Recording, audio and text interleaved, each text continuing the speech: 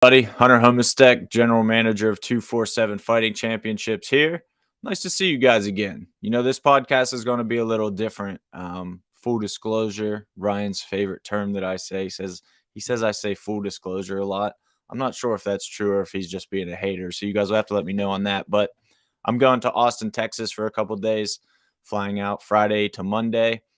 So going to keep this one a little quicker. No guests today, but a topic that I think you guys are going to be pretty interested in. So, Flood City Fight Night 2 just wrapped up in Johnstown. That event was this past Saturday, May 14th, and it was awesome. I mean, the fights were freaking amazing. One thing we talk about, Jim, Ryan, our whole executive team, and everything here at 247 is that as far as fights go, that's never a worry. There's so much stress that comes with fight night. There are so many things to worry about, so many things to stress. But one thing that we're literally never worried about is that the fights will be amazing. And these guys definitely delivered. Matt Factory head coach, local legend Isaac Greeley before the show came up to me and he's like, Hunter, like these cards always end up being the best cards. It was an all amateur card. It wasn't quite as hyped as, our last couple cards with Kama Worthy and everything and a lot of pro bouts in Monroeville. But it fight for fight, Flood City Fight Night 2 might have been the most entertaining card out of the last couple, our most entertaining card of 2022 so far. I mean, you guys all saw the Josh Visoki knockout, I'm sure, which was actually just named knockout of the week by Fight Front, which is like MMA on Point Sister site. They had like 60-some thousand subscribers on YouTube, and they named Josh's knockout number one. So thank you guys for that. If you haven't seen Josh's knockout yet, I don't even know what you're doing with your life. You got to go do that. We posted it everywhere. We had awesome 4K footage of it. So a great angle, a great look at it.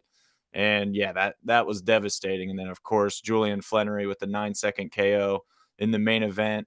There was a lot to love about that show, I guess is what I'm getting at here. So I actually wrote an article as well. It's on the website, 247fighting.com. It was like my take on every fight at FCFN2. I literally talked about every fight, some maybe behind the scenesy kind of stuff that you didn't see if you were there or like that. I like to share my perspective on things after they've happened because it really, in my position, being so behind the scenes and so involved as I am now, you really do see, hear, experience a lot that doesn't make it out to the public. And I think when I covered the sport as a journalist, when I worked for Bleacher Report and Flow Combat and MMA fighting, strictly on that media side, I saw the sport a particular way. And now on this side of things, I'm seeing it in a completely different way. So I try to think of, if I was a journalist, if I was still just a reporter, like what about this show would I like to know? What is the cool behind the scenes stuff right now for this show? So when I write those articles, I try to keep that in mind. What's interesting for you as a reader to learn. And that's exactly also the theme of this podcast today. So as you guys know, Ferdaws Nayimi, Bobby Murda out of the Matt Factory was scheduled to face Anthony Morris from Team Savage in Cleveland at this card. And we love that fight.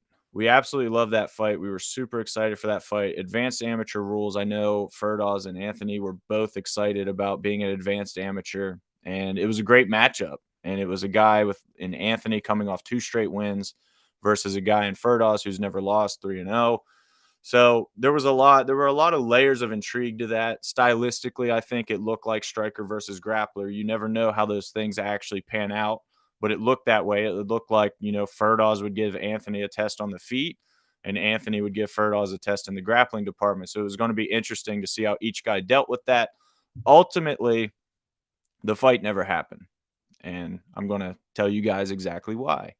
And I don't think when fights normally fall out, I don't think you ever really hear the truth. So once again, I'm trying to think of things, what would they like to know? And what can we just be honest about and be transparent about? So this is it. And one thing that I personally always say, this is just a personal value of mine, is when I make a mistake, I'm going to tell you I made a mistake.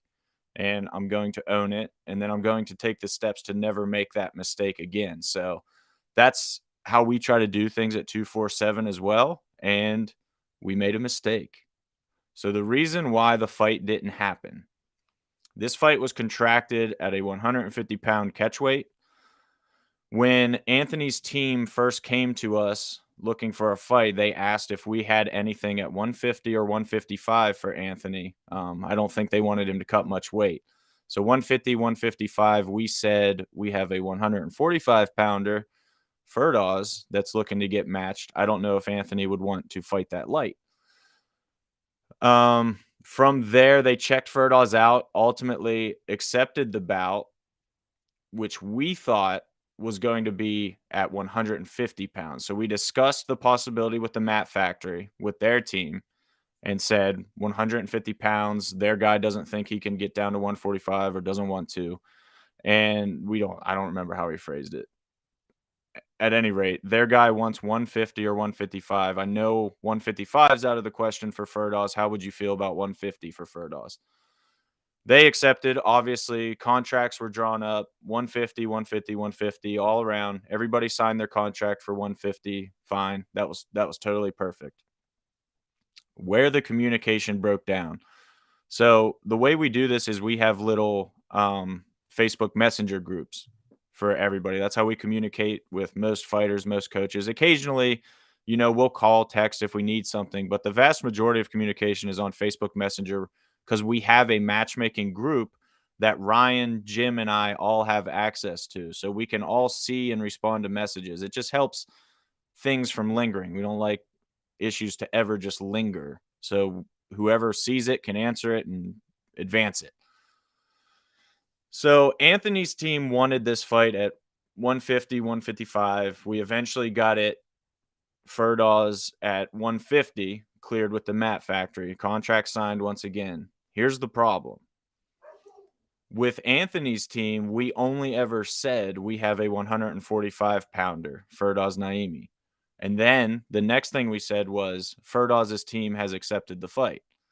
We never confirmed with Anthony's team that it was going to be at 150, which even though that was their request and their preference, their team was led to believe, since all they heard from us was we have a 145-pounder, that the fight was at 145 pounds. So when Ferdaws weighed in, I think he weighed like 149 on the dot, 149.2, something like that. They were baffled. They thought he missed weight. They thought it was at 145. And Anthony weighed in all the way down at 142. So he cut weight and actually overcut weight, especially, if he wanted 150, 155, it sounds like he had a pretty involved weight cut to get all the way down to 142. So they're looking at a 7-pound disadvantage, and they weren't okay with that. Anthony's coach was rightfully so upset. He showed me the messages. I pulled up the contracts right away because I thought maybe all along we thought this was at 150 and the contract did say 145. But obviously, Ferdaws and Mat Factory knew it was at 150. Like I said, we communicated that very clearly to them. The problem was that we never communicated it to the other side. We made an assumption based on the fact that they said they wanted 150, 155, that they would have known that. But how could they have possibly known that when all we said is we have a 145-pounder? I totally see where they're coming from. And once again, we completely owned up to that with them.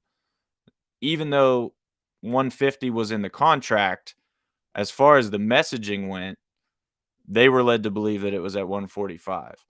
So we weren't clear about the weights, and that is just so unacceptable on so many levels. It's such a lesson in communication and attention to detail and transparency and so much more. I mean, Ferdaws lost out on, I'm sure, sponsorship money, ticket sale money.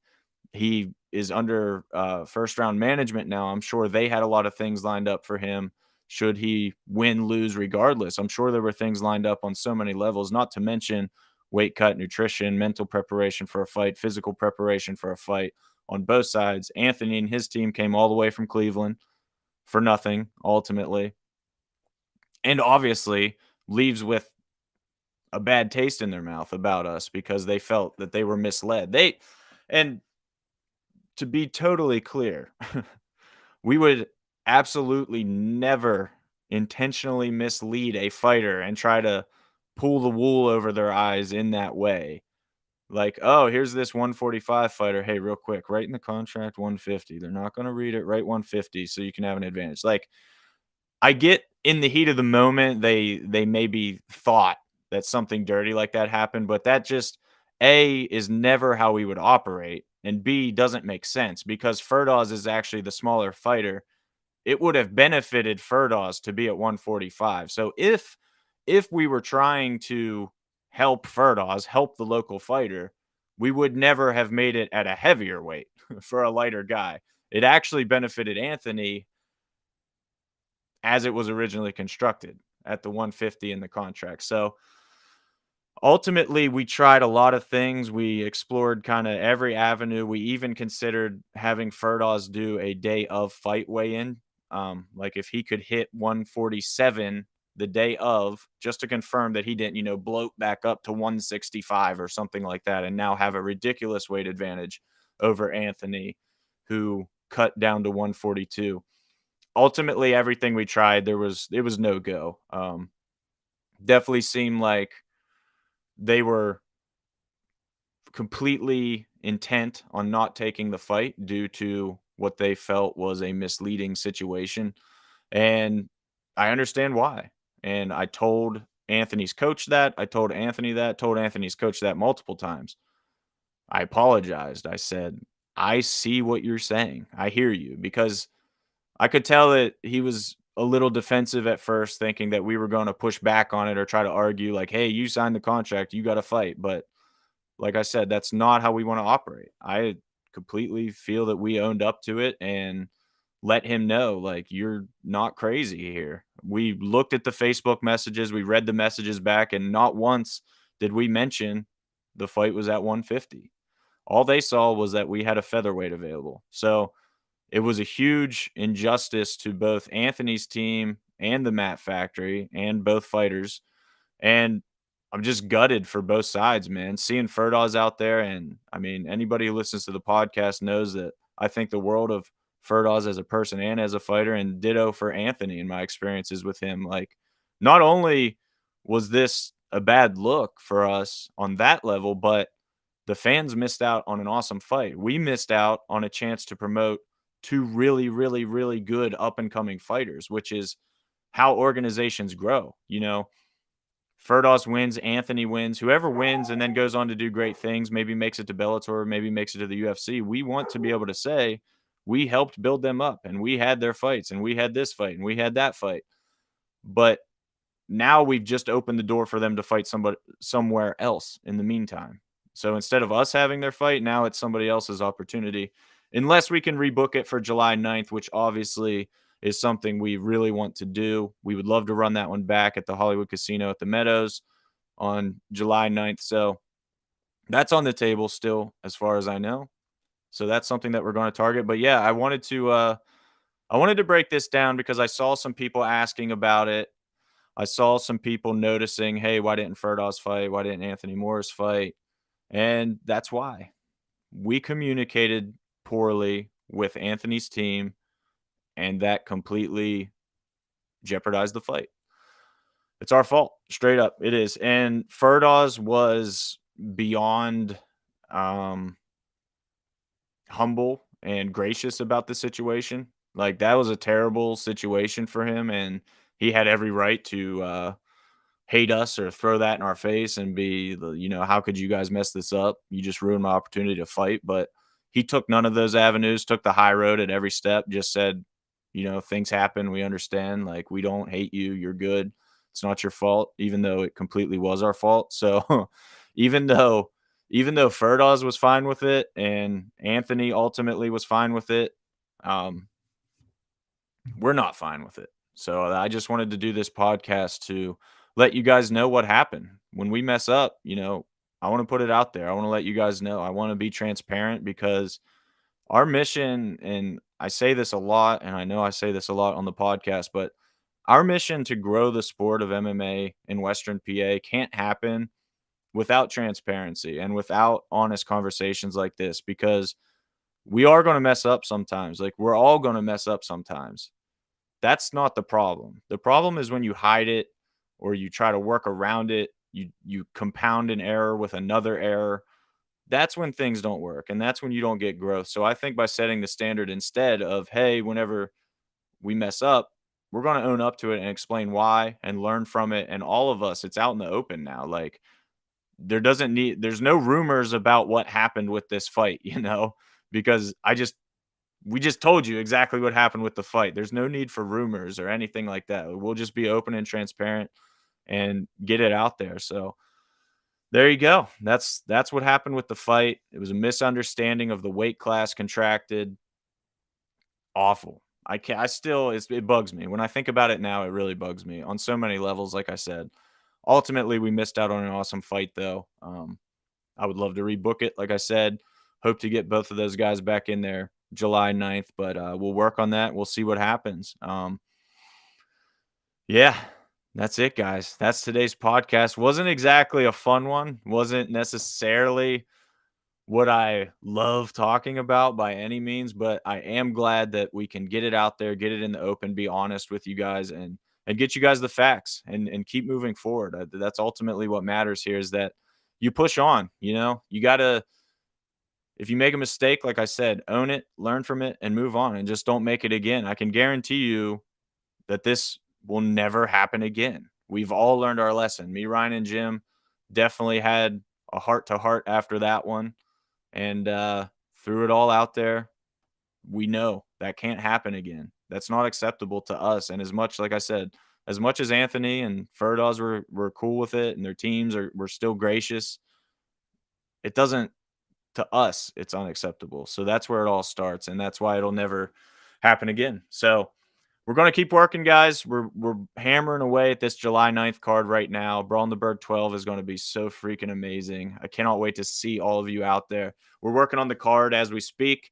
Got some fights already booked that are amazing that you'll be hearing the announcements shortly, and we're working on a whole lot more. So stay tuned to that. Thanks for listening. Hope that answers any of your questions, and follow us, subscribe to us. Support the cause. Like I said, we want this thing to be great. We really think there's an opportunity to do something special here, and we want to be the front runners of that movement. We want to help push it forward. We want to work with all these local gyms and grow the sport in Western PA and just keep expanding, give these fighters opportunities, man. They're amazing athletes. I kind of said it in a post after Flood City Fight Night too, but the courage and the preparation that it takes to get into that cage, it's unbelievable. And I know a lot of people see, oh, it's an amateur fighter, it doesn't really matter. Dude, the amateurs prepare just like pros in a lot of cases. Some of these amateurs are just absolutely grinding out there and putting in so much work to get to fight night, to chase their dreams. And it's oftentimes a very thankless job. You could go out there and get knocked out. You could go out there and get submitted. You could go out there and come out flat and just get caught. All these things can happen, and all that work can feel like a loss. And then the task becomes grinding back from that, just not giving up and then grinding back from that. These people are amazing, and I feel they deserve a lot more respect. They deserve a lot more attention, a lot more promotion, ultimately a lot more money when the time comes. So these are all the things that we're working for. And I think it starts with, hard conversations like this, and then moves forward with great fights, which is what July 9th is going to be. So next step in the mission, guys. It's a bump in the road with that bout, with what happened, but I guarantee you we learned from it, and we will be better because of it. So I'm once again, super sorry to the Matt Factory, Team Savage, everybody affected by that bout, all the friends and family that wanted to see it. It sucks, and we're sorry. And I know that doesn't go a whole way towards making the fight happen or anything, but just know we do recognize that we goofed there. So thanks again, guys. Again, subscribe to the podcast. We'll see you again next week with a little fight announcement, I do believe. So stay tuned for that. And then tickets will be on sale for Brandenburg 12 shortly after that. We'll have information as well. Let's get it, guys. It's heating up.